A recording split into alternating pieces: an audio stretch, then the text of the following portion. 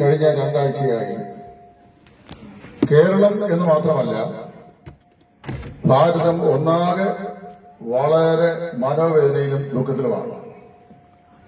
നമ്മുടെ അസ്ഥിയിൽ നിന്ന് അസ്ഥിയും നമ്മുടെ മാംസത്തിൽ നിന്ന് മാംസവുമായിരുന്ന നമ്മുടെ അനേക പ്രിയപ്പെട്ടവർ വയനാട്ടിലെ മുണ്ടക്കയിൽ അപ്രതീക്ഷിതമായിരിക്കുന്ന ഉരുൾപൊട്ടലിന് ഇരയായി കാല യവനിക്ക് അപ്പുറത്തേക്ക് മാറ്റപ്പെട്ടു. കാണപ്പെടാത്ത നിരവധി ആളുകൾ ഇപ്പോഴുമുണ്ട്. ഞങ്ങൾ ആ സ്ഥലം സന്ദർശിച്ചപ്പോൾ വളരെ സങ്കടം തോന്നി.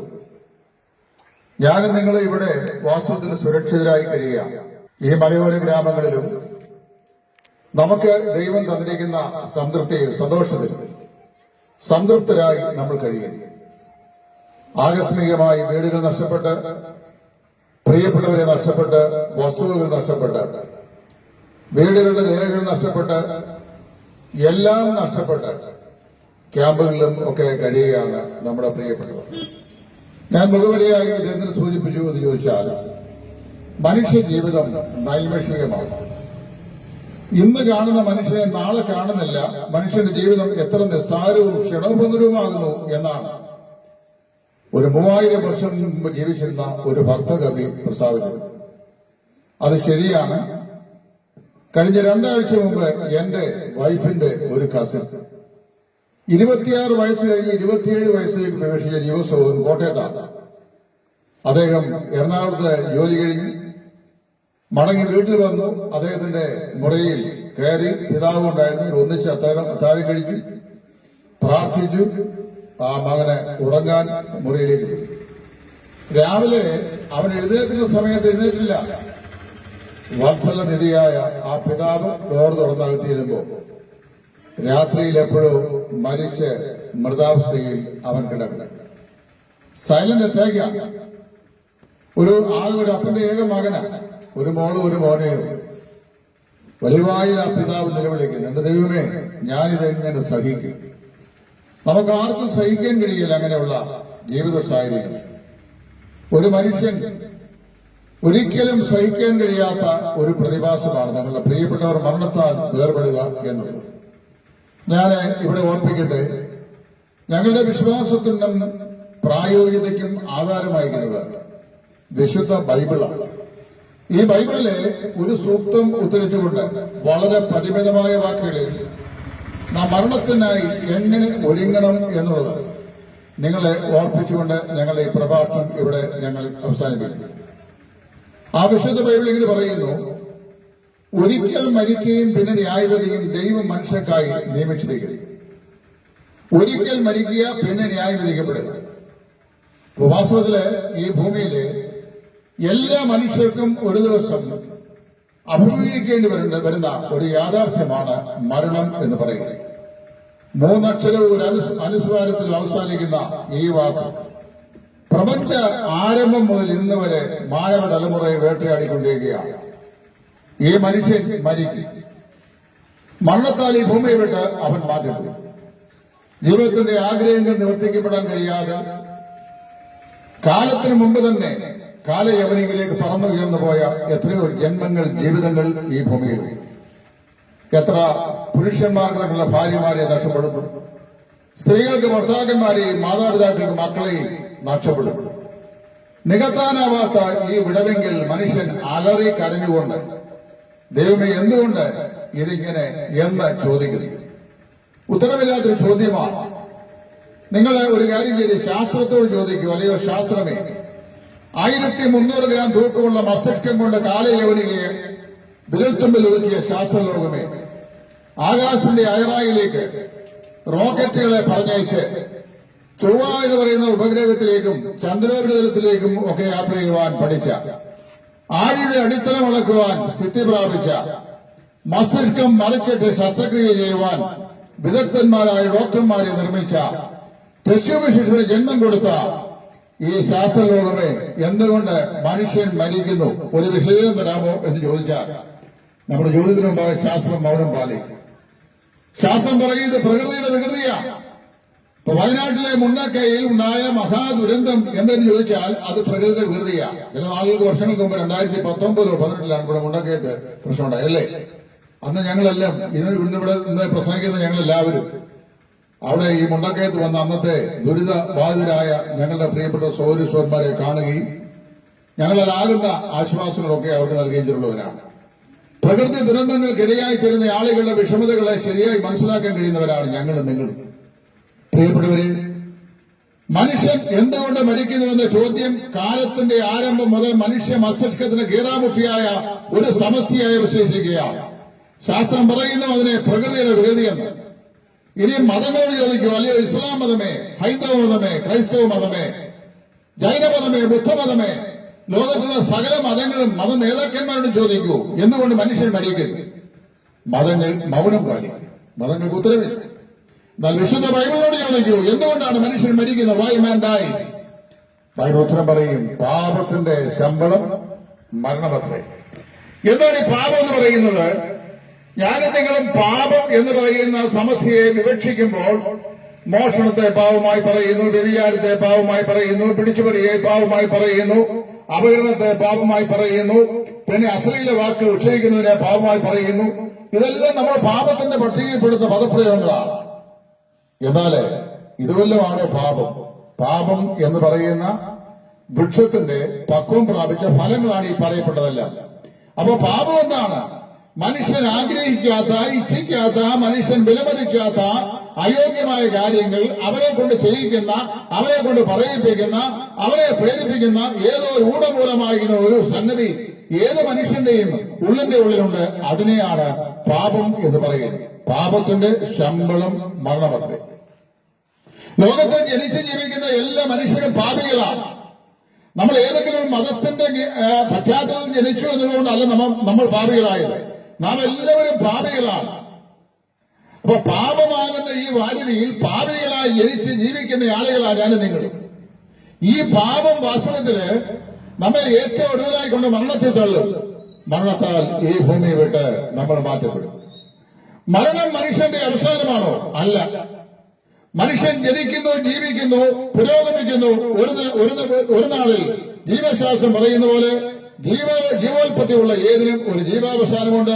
മനുഷ്യൻ മരിക്കുന്നു. അങ്ങനെ പ്രതിഭാസാത്മകമായ പ്രക്രിയ മാത്രമാണോ ഈ മനുഷ്യ ജീവിതവും മരണവും? അല്ല.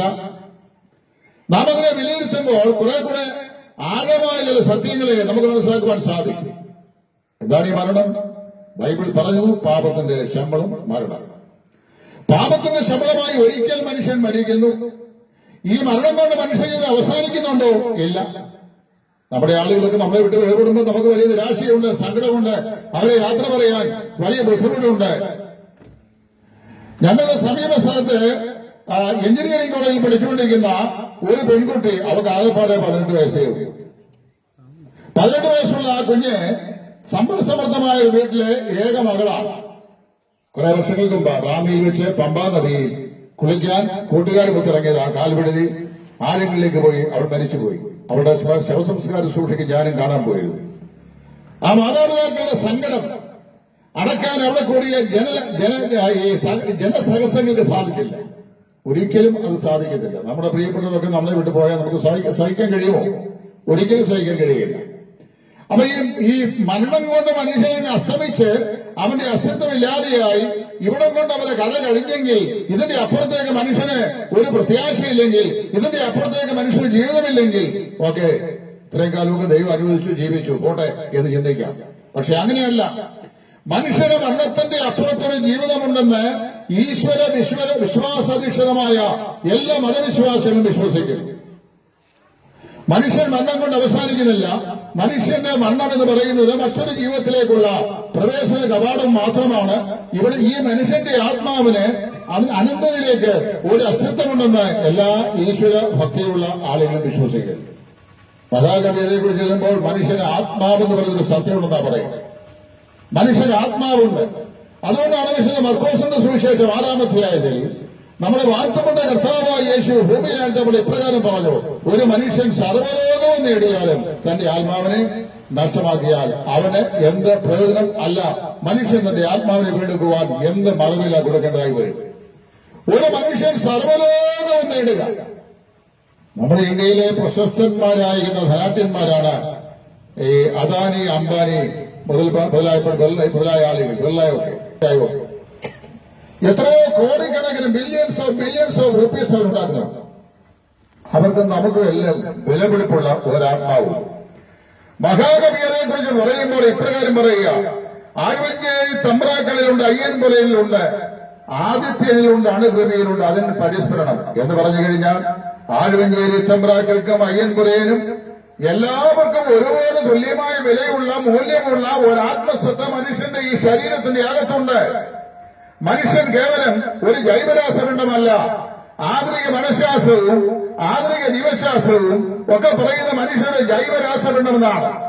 അതിനവർ പറയുന്നത് മനുഷ്യ ശരീരത്തെ ജൈവ രാസായനിക ലബോറട്ടറിയിൽ ഈ മനുഷ്യ ശരീരത്തെ കെമിക്കലായി വിഘടിപ്പിച്ചാൽ carbon, silicon, potassium, magnesium, manganese, iron, copper, silver, sodium chloride, phosphorus, സ്വർണം, വെള്ളി തുടങ്ങി കുറെ മൂലകങ്ങൾ കിട്ടും.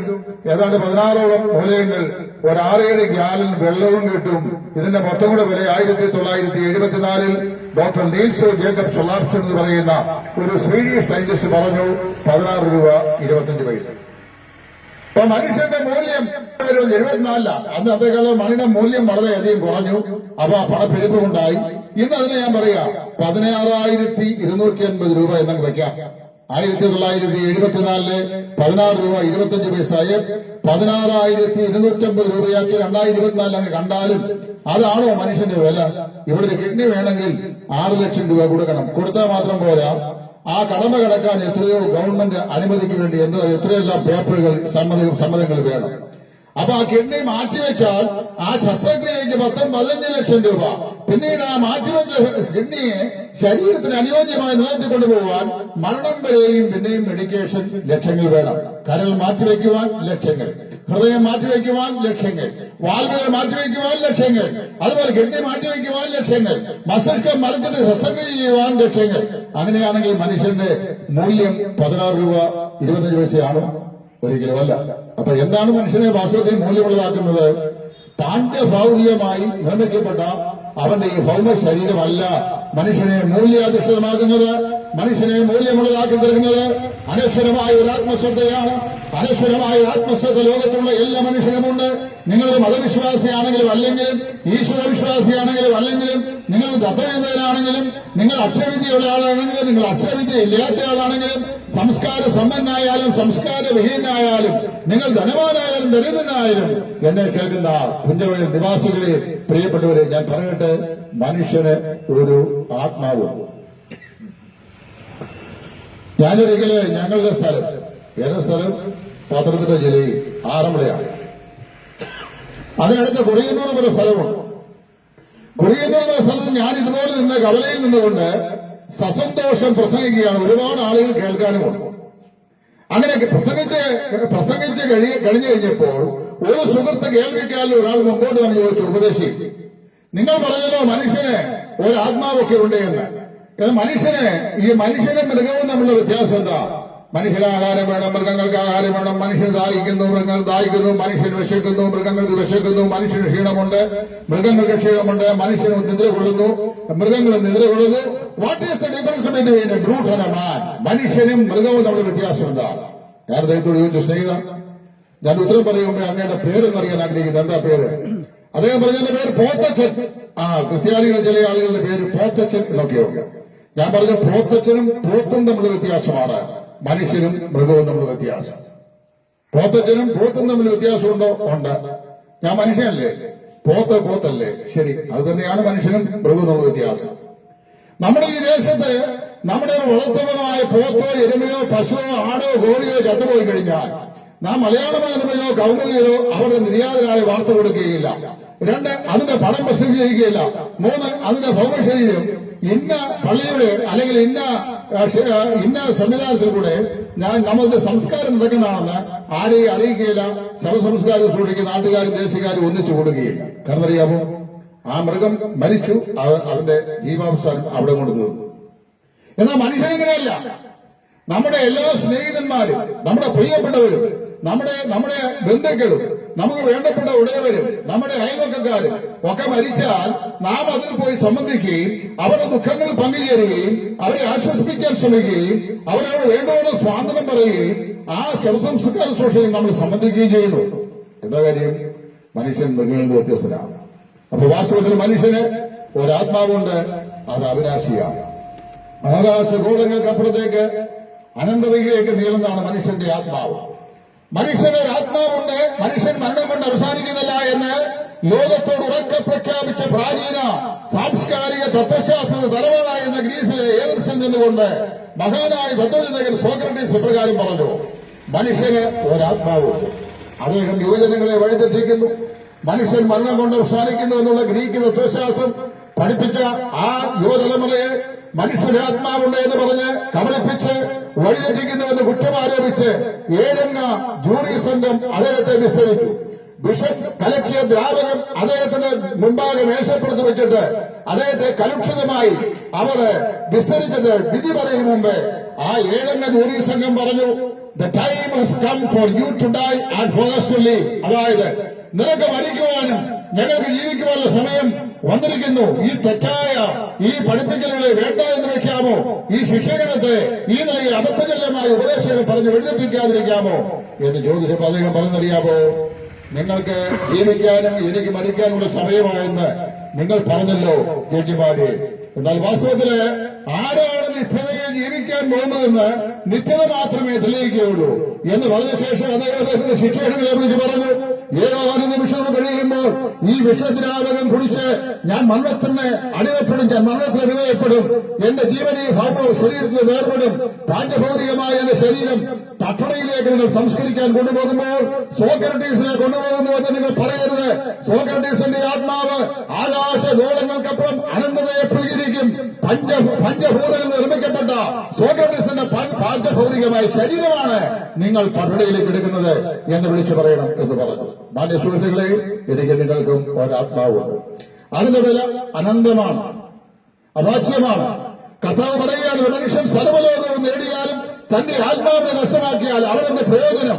ഒരു മനുഷ്യൻ ലോകത്തിൽ എന്തെല്ലാം നേടിയാലും അവന്റെ ആത്മാവിനെ നഷ്ടമാക്കിയാൽ ലോകത്തിൽ അവൻ നേടിയ യാതൊന്നിനെയും കൊണ്ടും അവന്റെ ആത്മാവിനെ രക്ഷപ്പെടുത്തുവാൻ, അതിനെ വീണ്ടെടുക്കുവാൻ, അതിന് മോക്ഷത്തെ നൽകുവാനായി സാധിക്കില്ല എന്നാണ് കർത്താവ് പറയുന്നത്. മരണത്തിൽ എന്ത് സംഭവിക്കുന്നു? മരണത്തിൽ പാഞ്ചഭൗതികമായ ശരീരം പ്രാണനെ വിട്ട് മണ്ണിനോട് ചേരുന്നു. ആദിയിൽ ദൈവം മനുഷ്യനെ സൃഷ്ടിക്കുമ്പോൾ പറഞ്ഞ കഴിയാണ്: നീ മണ്ണാകുന്നു, മണ്ണിലേക്ക് തിരികെ ചേരുമാറാകും. 14 രാഷ്ട്രീയ യൗകികളാൽ നിർമ്മിതമാകുന്ന ഈ ഭൗമശരീരം പ്രാണൻ ഭൗമശരീരത്തെ വിട്ട് ബഹിർമിച്ച് കഴിയുമ്പോൾ എന്ത് സംഭവിക്കുന്നു? അത് ഈ നിർമ്മിതമായ ഭൂതങ്ങളാൽ നിർമ്മിക്കപ്പെട്ട ഈ ശരീരം മണ്ണിലേക്ക് മടങ്ങിച്ചെന്ന് മണ്ണിന്റെ ഭാഗമായി അത് മാറുന്നു. എന്നാൽ അവന്റെ ഉള്ളിൽ ദൈവം തമ്പുരാൻ സൃഷ്ടിച്ച് ഈ ഭൂമിയിലേക്ക് അയച്ച അവന്റെ ആത്മാവ് ആകാശഗോളങ്ങൾക്ക് അപ്പുറത്തേക്ക് പോകുന്നു. എവിടേക്കാ പോകുന്നത്? പല ആളുകളും പലരും പറയും. ചില പറയുന്നത് ആയിരക്കണക്കിന് നദികൾ ഈ ഭൂഗോളത്തിലുണ്ട്. നമ്മുടെ കേരളത്തിൽ തന്നെ 47-48 നദികളുണ്ട്. നമുക്ക് ജലസമൃദ്ധമായ സ്റ്റേറ്റാണിത്. നമുക്ക് ലഭിക്കുന്ന സമർത്ഥമായ ജലസ്രോതസ്സിന്റെ മൂല്യം മനസ്സിലാക്കണമെങ്കിൽ വടക്കേ ഇന്ത്യൻ സംസ്ഥാനങ്ങളിൽ കൂടെ നിങ്ങൾ യാത്ര ചെയ്യണം. കാരണം 98% സ്ഥലങ്ങളിലും അണ്ടർഗ്രൗണ്ടിലുള്ള ഉപ്പുവെള്ളമാണ് കൊല്ലക്കടൽ വഴി പമ്പ് ചെയ്ത് കിട്ടുന്നത്. അതും സമൃദ്ധിയായി ഉപയോഗിക്കാൻ കിട്ടാറില്ല. അവിടെയാണ് കേരളത്തിന്റെ മണ്ണിൽ ജനിച്ചു വളർന്ന് ദൈവത്തിന്റെ സ്വന്തം നാടെന്ന് വിശേഷിപ്പിക്കപ്പെടുന്ന ഈ കേരളത്തിൽ ജീവിക്കുന്ന എനിക്ക് നിങ്ങൾക്കും സുലഭമായി ദൈവം നൽകിയ ജലസ്രോതസ്സിന്റെ മാഹാത്മ്യം ഞാൻ നിങ്ങൾ മനസ്സിലാക്കേണ്ടത്. സമൃദ്ധിയായി നമുക്ക് വെള്ളമുണ്ട്. ലോകത്തിലെ അനേക രാജ്യങ്ങളിലും ആയിരക്കണക്കിന് നദികളുണ്ട്. 10,000-കണക്കിന് മൈലുകൾ നീളത്തിൽ ഒഴുകുന്ന വിശാലമായ നദികളുണ്ട്. പല ആളുകളും പറയുന്നത് ഇങ്ങനെയാണ്: ഈ നദികളെല്ലാം ഉന്നതഗിരികളിൽ ഉത്ഭവിച്ച് താഴ്വരകളിൽ കൂടെ ഒഴുകി നീണ്ട വയലുകൾ ഒഴുകിച്ചേർന്ന് അത് ഭൂലോകത്തിലെ 5 വൻകടലുകളിൽ ചെന്നെത്തിച്ചേരും. അപ്പൊ എല്ലാ നദികളും ഒടുവിൽ ചെന്നെത്തുന്നത് എവിടെയാണ്? ഈ സമുദ്രത്തിലാണ്. അതുകൊണ്ട് എല്ലാ മതങ്ങളും എല്ലാ വിശ്വാസങ്ങളും ആത്യന്തികമായി ദൈവത്തിൽ കൊണ്ട് മനുഷ്യനെ എത്തിക്കുന്നു എന്നാണ് ഈ ഇവിടുത്തെ മത തത്വശാസ്ത്രമൊക്കെ പറയുന്നത്. തെറ്റായൊരു വിശ്വാസമാണ്. നദിയെ പോലെയല്ല മനുഷ്യന്റെ ആത്മാവ്. മനുഷ്യൻ മരിച്ചാൽ എത്തിച്ചേരുന്ന 2 സ്ഥലങ്ങളേ ഉള്ളൂ. ആ 2 സ്ഥലങ്ങളെ ലോകത്തിലെ എല്ലാ മതവിശ്വാസികളും വിശ്വസിക്കുന്നുണ്ട്. ഇസ്ലാമിൽ വിശ്വസിക്കുന്നു, ഹൈന്ദവ സ്നേഹിതർ വിശ്വസിക്കുന്നു, ക്രൈസ്തവർ വിശ്വസിക്കുന്നു. ആ രണ്ട് സ്ഥലങ്ങളിൽ ഒന്ന് മോക്ഷം, മറ്റേത് നരകം.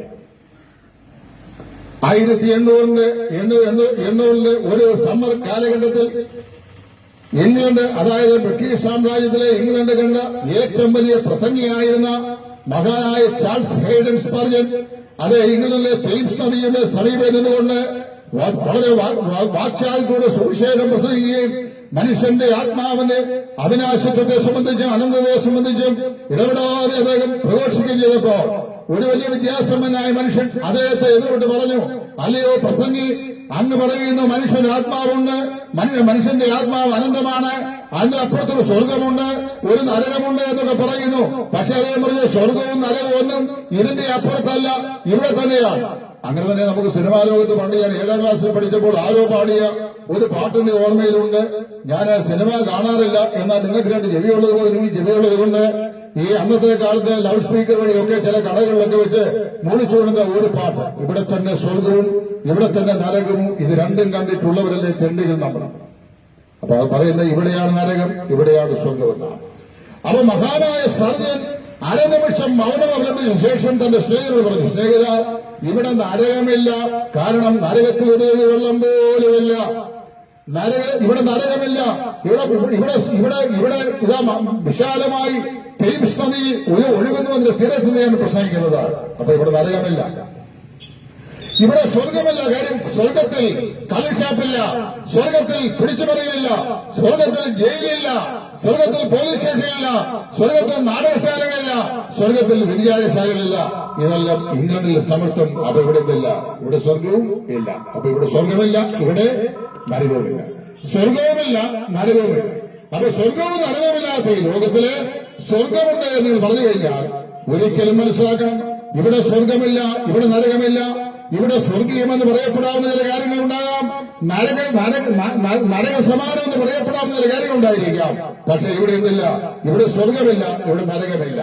ചികിത്സിച്ചാൽ ഭേദമാക്കാൻ കഴിയാത്ത രോഗത്തിന് ബാധിതരായി ലക്ഷോലക്ഷങ്ങൾ കടങ്ങളും മറ്റും വാങ്ങി ആശുപത്രികൾ കയറിയിറങ്ങി, ക്യാൻസർ സെന്ററിൽ കയറിയിറങ്ങി നരകയാതനപ്പെടുന്ന ധാരാളം ആളുകൾ നമ്മുടെ പ്രിയ സുഹൃത്തുക്കളുണ്ട്.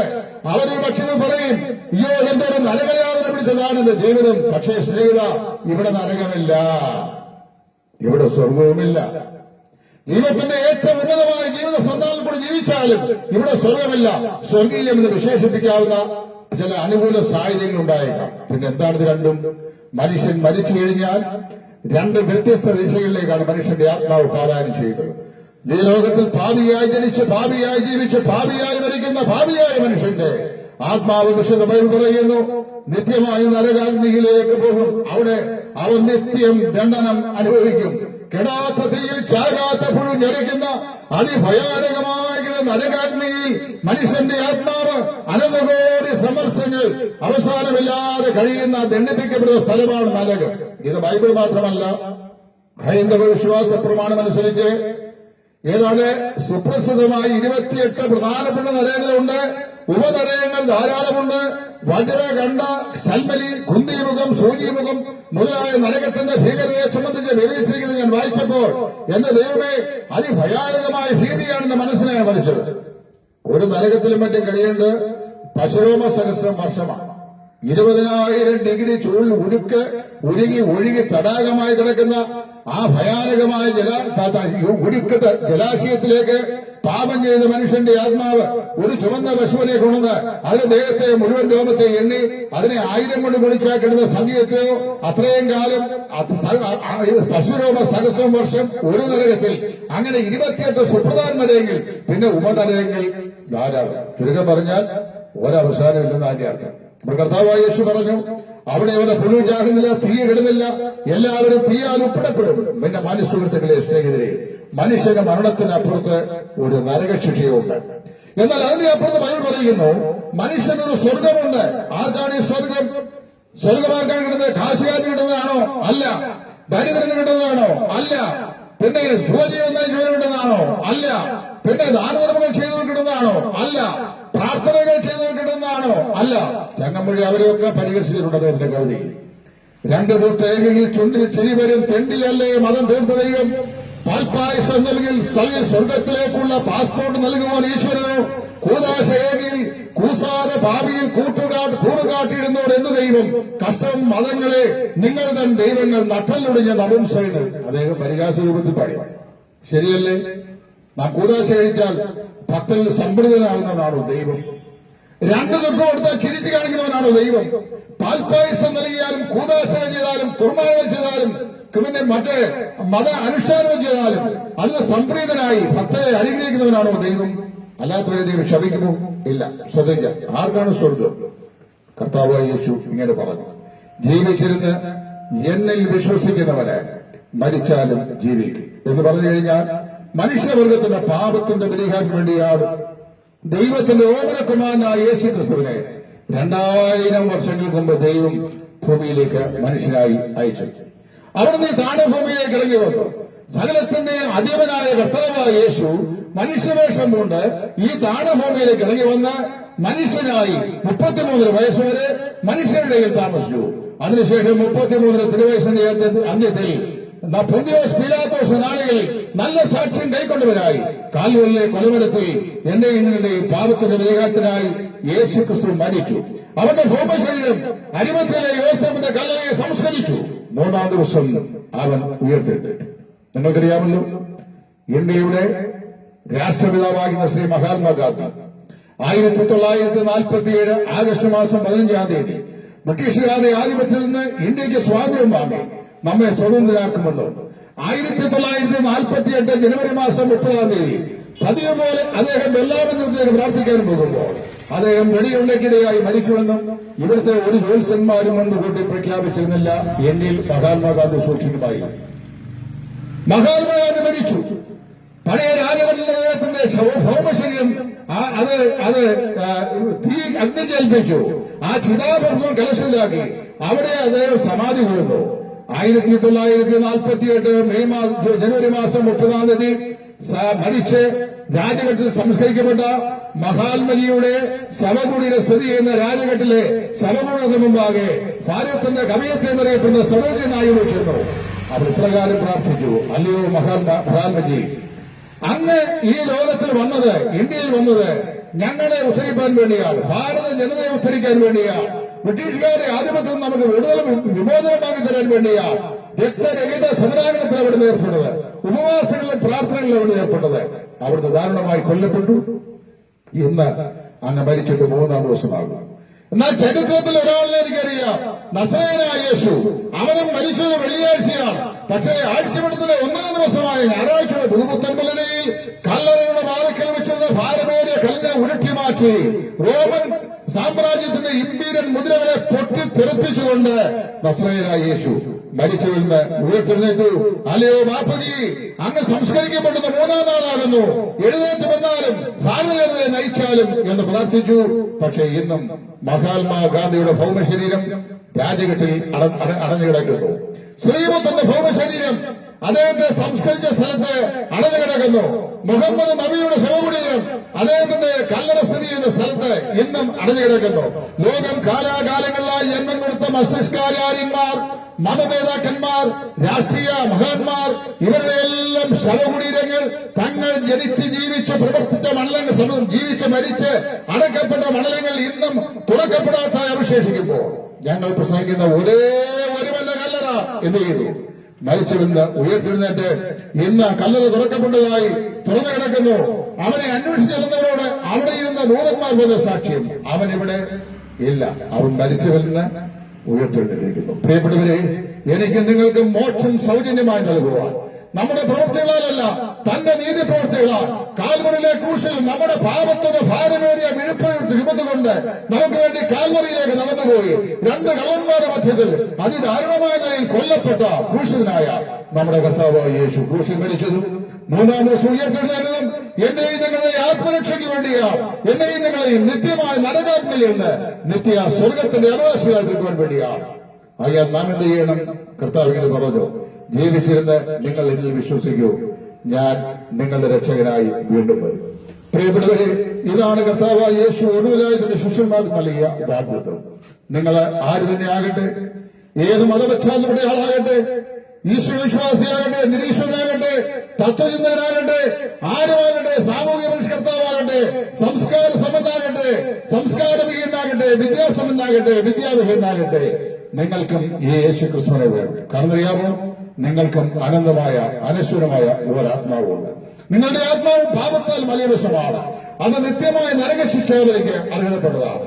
എന്നാൽ കർത്താവായ യേശുവിന്റെ ക്രൂശിലെ സ്നേഹം പാപിയെ സൗജന്യമായി സ്നേഹിക്കുന്നു, പാപിയെ സൗജന്യമായി നീതീകരിക്കുന്നു. യേശു ക്രിസ്തു പറയുക, അധ്വാനിക്കുന്നതിനും ഭാരം ചുമക്കുന്നതിനുമായുള്ളവരെ നിങ്ങളെല്ലാവരും എന്റെ അടുക്കൽ വരുവീൻ, ഞാൻ നിങ്ങളെ ആശ്വസിപ്പിക്കും. പ്രിയപ്പെട്ടവരെ, നിങ്ങൾ അതിനായി മതം മാറേണ്ട, പള്ളി മാറേണ്ട, പേര് മാറേണ്ട, ജാതി മാറേണ്ട, ലോകത്തിലൊന്നും ചെയ്യേണ്ട, നേർച്ചകാഴ്ച കഴിക്കേണ്ട, കൂതാശ കഴിക്കേണ്ട, കുംഭസാരങ്ങൾ ആചരിക്കേണ്ട, കുർബാനകൾ കൈക്കൊള്ളേണ്ട, പണം ചെലവഴിക്കേണ്ട, ഒന്നും ചെയ്യേണ്ട. നിങ്ങളുടെ ഹൃദയത്തിന്റെ ഉള്ളറയിലേക്ക് നിങ്ങളുടെ രക്ഷിതാവും ലോകത്തിന്റെ രക്ഷിതാവും ഏക കർത്താവുമായ യേശു ക്രിസ്തുവിനെ രക്ഷിതാവും കർത്താവുമായി നിങ്ങൾ വരവേൽക്കണം. കർത്താവേ, ഞാൻ പാപിയാണ്, എന്റെ പാപത്തിന് പരിഹാരത്തിനായി അങ്ങ് കാൽവല്ലേ ഗോവായിൽ 2 കള്ളന്മാരുടെ മധ്യേ മരിച്ചടക്കപ്പെട്ടു. അവിടുന്ന് 3-ാം ദിവസം ഉയർത്തെഴുന്നേറ്റു. എന്നെ നീതീകരിക്കുന്നത് അവിടുത്തെ പുനരുദ്ധാനമാണ്. ഞാനത് അംഗീകരിക്കുന്നു.